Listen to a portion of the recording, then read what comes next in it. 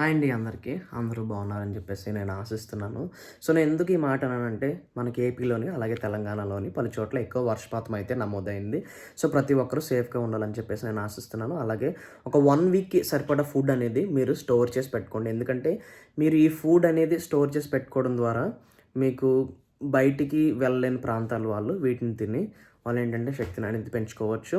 అదే విధంగా మీరు ఫుడ్ స్టోర్ చేసుకొని ఉండడం వల్ల ఎవరైతే వర్షం రాలేదో మేబీ ఈ 2 రోజుల్లోనూ వర్షం అనేది ఎక్కువ పడొచ్చు అని చెప్పేసి మనకి వాతావరణ శాఖ అయితే మాత్రం హై అలర్ట్ అనేది పంపించింది. చాలామంది ఎవరైతే కొత్త మొబైల్స్ తీసుకున్నారో సో, ఎస్ఓఎస్ ద్వారా ప్రతి ఒక్కరికి ఏంటంటే ఈ అలర్ట్స్ అనేది వచ్చాయన్నమాట. సో, అందరూ అప్రమత్తంగా ఉండాలి. అలాగే జాగ్రత్తగా ఉండాలని చెప్పేసి నేను ఆశిస్తూ ఉన్నాను. అలాగే మనం ఈరోజు అప్డేట్స్‌లోకెళ్ళినట్లయితే మనకి యూపీకి అలాగే చండీగఢ్‌కి దగ్గరలోనే ఏంటంటే దిబ్రుగఢ్ అనే ఎక్స్‌ప్రెస్ అనేది పట్టాలు ఒక 10 బోగీల వరకు అదుపు తప్పడం అనేది మనం చూసాము. సో, ఆ ఘటనలోని నలుగురైతే చనిపోయారు. అదేవిధంగా 60 మందికి పైగా గాయాలైతే అయినాయి. అలాగే స్వల్ప గాయాలతోనే కొంతమంది బయటపడడం జరిగిందనమాట. సో, గాయపడిన వారికి నష్టపరిహారం ఇవ్వాలని చెప్పేసి రైల్వే గవర్నమెంట్ అయితే నిర్ధారించుకుంది. సో, చనిపోయిన వాళ్ళకి 10,00,000 గాను, అలాగే గాయపడిన వాళ్ళకి 2.5 లక్షలు గాను, అలాగే ఎవరైతే స్వల్ప గాయాలయ్యాయో వాళ్ళకి 50,000 గాను ఇవ్వాలని చెప్పేసి గవర్నమెంట్ అయితే నష్టపరిహారం అనేది వాళ్ళకి రిలీజ్ చేయడం జరిగిందనమాట. అలాగే ఇంకొక న్యూస్ చూస్తే మనకి బీఎస్ఎన్ఎల్. సో, బీఎస్ఎన్ఎల్ ఈ యొక్క హ్యాష్‌ట్యాగ్ అనేది ఎక్కువ వైరల్ అయితే అవుతుంది. చాలామంది సో, ప్రైవేట్ ఎవరైతే ఆపరేటర్లు ఉన్నారో వాళ్ళు ఈ నెల 3, 4 తేదీల్లోని వాళ్ళ యొక్క రేట్లు ఏవైతే ఉన్నాయో రీచార్జ్ రేట్స్ అయితే పెంచడం జరిగింది.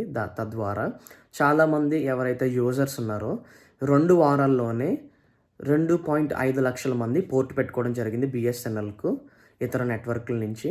అదేవిధంగా కొత్త యూజర్లు అయితే ఒక 25 లక్షల మంది అయితే పెరగడం జరిగిందని చెప్పేసి మనకి బీఎస్ఎన్ఎల్ అయితే అప్డేట్ రూపంలో మనకి ప్రకటించిందనమాట. సో, మనం ఇంకొక న్యూస్ చూసుకున్నట్లయితే అప్డేటు ప్రభాస్.